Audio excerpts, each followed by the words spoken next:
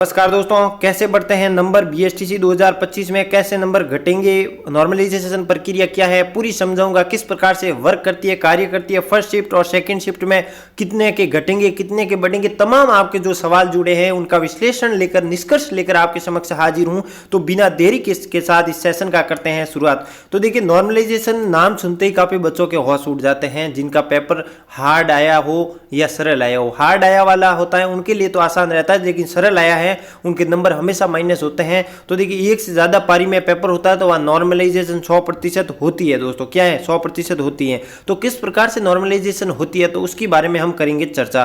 तो देखिए, फर्स्ट पारी में मान लीजिए कि रीजनिंग एक एक सब्जेक्ट में कार्य होती है, जैसे रीजनिंग होगी, हिंदी होगी। हम समझ ले, उदाहरण के लिए मान लीजिए रीजनिंग के 50 क्वेश्चन आते हैं। सेकंड शिफ्ट में भी रीजनिंग होती है, 50 क्वेश्चन, 150 अंक रहते हैं। अब मान लीजिए 50 क्वेश्चन यहाँ पर रीजनिंग के आए, 50 क्वेश्चन यहाँ आए।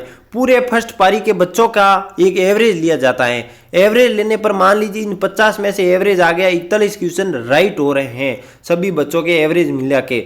और यहाँ पर क्या हो गया, सेकंड पारी में मान लीजिए एवरेज आया 33। तो अब इन दोनों के बीच गैप कितना है, तो 8 नंबर का गैप रहा है। कितना नंबर का, 8 नंबर का गैप। अब इसको कम करना है दोस्तों, इसको कम और बढ़ाना है। तो यहाँ पर बढ़ाना किसको चाहोगे आप, स्पष्ट बात है जिनके कम है उनके तो बढ़ेंगे, क्योंकि पेपर हार्ड यहाँ पर सेकंड शिफ्ट का मान लिया गया। तो यहाँ पर 33 में 4 बढ़ेंगे तो कितने हो जाएंगे दोस्तों, 37 हो जाएंगे।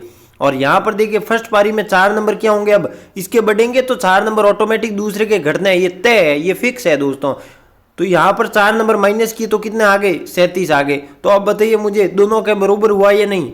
आप कहोगे सर जी बिल्कुल बरोबर हो गया। तो यही दोस्तों नॉर्मलाइजेशन होती है। ये रीजनिंग में भी वर्क करती है, ये आपके हर सब्जेक्ट में, जैसे कि जीके में भी करेगी, शिक्षण अभिरुचि में भी करेगी। ये छोटे छोटे जो पोर्शन है अलग अलग सब्जेक्ट के विषय के एक ही पेपर में, उनमें सब में वर्क करती हैं। फिर एवरेज निकाल के आपका नॉर्मलाइजेशन कर दिया जाएगा। तो इसमें भेदभाव दोस्तों कोई संभव नहीं है, कोई ये नहीं होता। ये तथ्यात्मक रूप से एक सूत्र होता है, उसके माध्यम से ये प्रस्तुत किया जाता है। तो ये थी दोस्तों नॉर्मलाइजेशन प्रक्रिया, किस प्रकार से कार्य करेंगे। तो बढ़ेंगे नंबर कितने, तो देखिए 3 नंबर बढ़ गए तो 3 अगर % बढ़ गए या कट गए किसी के, तो 9 नंबर का या तो कमी होगी या बढ़ेंगे। तो निश्चित तौर पर 9-12 नंबर यहाँ पर बढ़ने की आपकी संभावनाएं रहेगी, क्योंकि 3%, 1% 3 नंबर का होता है। तो 3% ही अगर बढ़ते हैं किसी के तो 9 नंबर ऑटोमेटिक हो जाएंगे, 4 बढ़ेंगे तो 12।